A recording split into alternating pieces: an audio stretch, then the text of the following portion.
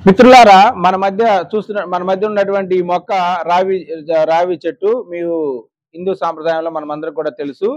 ఇది చాలా ప్రాచీనమైనటువంటి మొక్క. దీంట్లో చాలా ఔషధ గుణాలు ఉన్నాయి. ఆ ఔషధ గుణాల గురించి మన మధ్య ఉన్నటువంటి డాక్టర్ శకుంతల మేడం గారి ద్వారా మనం కొన్ని విషయాలు తెలుసుకుందాం. నమస్కారం నమస్తే అండి. అమ్మా. నమస్తే అండి. ఇది అశ్వత్థ వృక్షం అంటారండి. దీని పేరు రావి చెట్టు అంటాము మనము. బొటానికల్ నేమ్ వచ్చేసి ఫైకస్ రిలీజియోసా.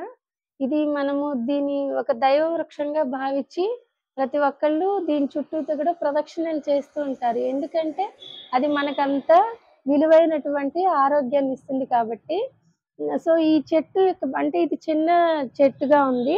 బాగా పెద్ద చెట్టు అయినప్పుడు దాని యొక్క బార్క్ అంటే బెరడు ఉంటుంది గదా!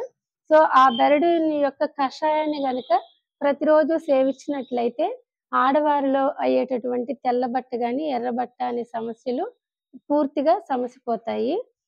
అంతే కాకుండా దీని యొక్క బార్క్ ఈ దీన్ని బాగా పౌడర్ మెత్తగా చూర్ణం చేసేసి మనము ఆహ్, ఒక అంటే నువ్వుల నూనెలో కలిపి ఆయిల్ లాగైనా చేసుకోవచ్చు. లేదంటే వట్టి పౌడర్‌ని మనం ఫేస్‌కి కనుక అప్లై చేసినట్టయితే మనకి పింపుల్స్ చిన్న పిల్లలు అదే ఉండేటటువంటి ముఖం మీద వచ్చేటటువంటి పింపుల్స్ వీటన్నిటికి కూడా బాగా హ్మ్.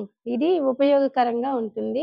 యాక్చువల్‌గా ఇదేంటంటే ఈ ఫైకస్ స్పీషీస్ చాలా ఉంటాయి. వాటిల్లో ఫైకస్ రిలీజియోసా అంటే రావి చెట్టు, మర్రి చెట్టు, జువ్వి చెట్టు, అత్తి చెట్టు.